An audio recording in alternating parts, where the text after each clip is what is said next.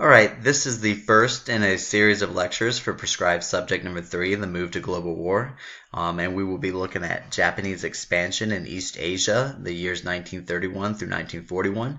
And the first of these lectures on Japanese expansion would look at the causes of Japanese expansion. And in particular, when we're looking at the causes of Japanese expansion, we want to be able to answer three main questions. Number one, how significant was the impact of nationalism and militarism on Japan's foreign policy? The second question would be, what impact did Japan's main domestic issues have on foreign policy? So we're looking at political and economic issues, and in particular for the economic issues, looking at the impact that the Great Depression had. And then last but not least, how significant was China's stability, or rather I should say instability, to the causes of Japanese expansion? So looking at Japanese nationalism before 1900, before 1867, Japan was a feudal society. Japan was secluded, and Japan was ruled by these shoguns. They were part of these powerful landowning class in Japan. From 1600 through 1867, this was a Tokugawa clan. And so the shogunate was a type of feudal system that Japan had, where the emperor was at the top of Japanese society, but he really didn't have any real power, and the actual ruler of Japan was a shogun. Another important aspect here was these shoguns, or these daimyos, landowner class. The largest, most powerful of these were the samurai clans, and this was like the special and privileged warrior caste that fought for these feudal lords. And something important to note is that these samurai clans, they had a code of conduct that did not permit surrender and did not respect those that did surrender. And these were going to be values that would be revived by nationalists and expansionists in the 20th century. And we say before 1867 because in 1867 the last shogun passed away, and all the power was returned to the emperor in 1867. So looking at the idea that Japan was secluded, so really in the early 19th century, the United States and other countries had a lot of interest in extending trade into Japan. In fact, the United States in particular had attempted to secure trading relations with Japan twice, once in 1837 and once in 1846, but they were beaten off by Japanese warships. Finally, in July of 1853, Commodore Perry arrived with 4 warships to ask again for U.S.-Japanese commercial agreements. So the very next year, the United States and Japan signed a treaty, the Treaty of Kanagawa, and this opened 2 of Japan's ports to the United States, or for United States trade, and it granted the United States the position of most favored nation in terms for trade. So it was really 1853, 1854 ends Japan's tradition of seclusion and led to the emergence of Japan as an important regional and international power. 4 years later, and that's a typo, I apologize, it should be 1858, the Treaty of Amity and Commerce was signed, and these are essentially treaties with countries that granted extra territorial rights to citizens of countries like Great Britain, France, and Russia.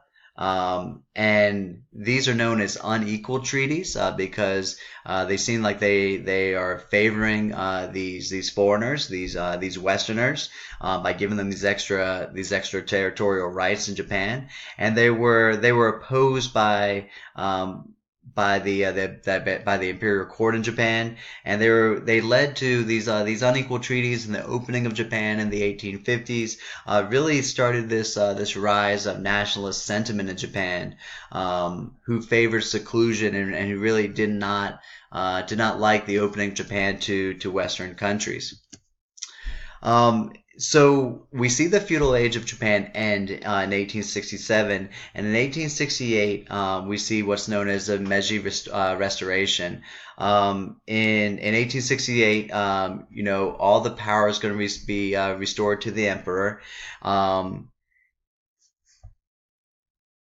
And the important thing to know here is that Meiji, he really resented making all these concessions to the Westerners and these unequal treaties. And so his main goal here in 1868 was not to follow the same fate as other Asian nations, and that was coming under control of Western powers. So his policy was could be summed up with the motto: enrich the country and strengthen the military. And which means essentially if Japan wanted to prosper, it needed a strong military. And this idea of enriching the country by strengthening the military was really the first step in reorienting Japan's national attitude. And this idea that if Japan wanted to prosper, it needed a strong military came to be increasingly influential in the 1920s and 1930s. And when we're seeing Japan making these first steps in, strengthening nationalism, reorienting their national attitude, we see this taking place in a couple of different areas. The first place we can see is, a revival of, or a birth of cultural nationalism. We saw that from the end of the 17th century, Japanese education was based on strong nationalistic and pro-imperial principles. This was known as New National Learning. It really stressed how Japan had been created by the sun goddess, and how Japan's imperial families were descended from the sun goddess, and that the emperor was essentially a living god. And this idea of the sun goddess and the emperor being a living god became official state belief after the Meiji Restoration in 1868. It was an essential part of the pro-emperor nationalistic movement, and was taught to all Japanese students until 1945, which was the end of World War II. These early years of the Meiji was characterized by modernization, and also by this, this idea that modernization allowed Japan to resist foreign influence, and it would enable Japan to become a powerful nation in its own right. And so from the 1880s, you see this resurgence of cultural nationalism. It's really against these more liberal principles like democracy and parliamentary government. And as a result here, you see these efforts to strengthen nationalism. Government takes control of the approval and printing of school textbooks. And in these school textbooks, they really stress patriotism, loyalty, and obedience to the emperor, and a national history. And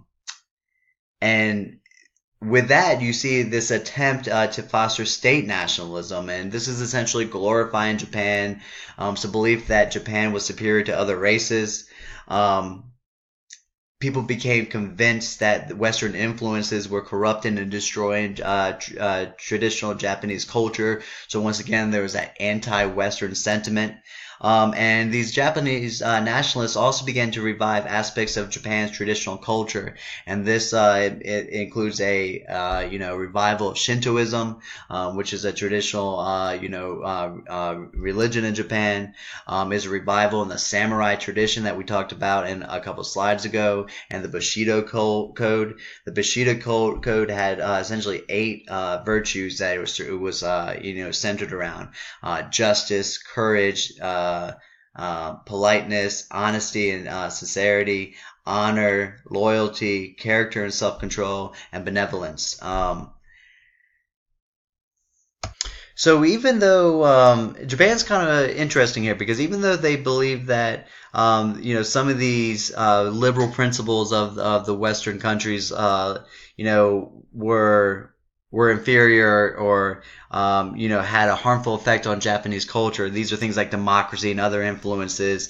They still were determined to adopt Western science and technology in order to make Japan strong. So it's a really interesting dynamic here as far as what Japan decides to reject, as far as Western influences, and what they decide to adopt.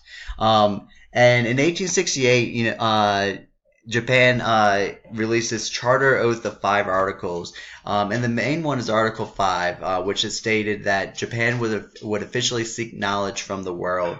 And in doing this, a couple examples.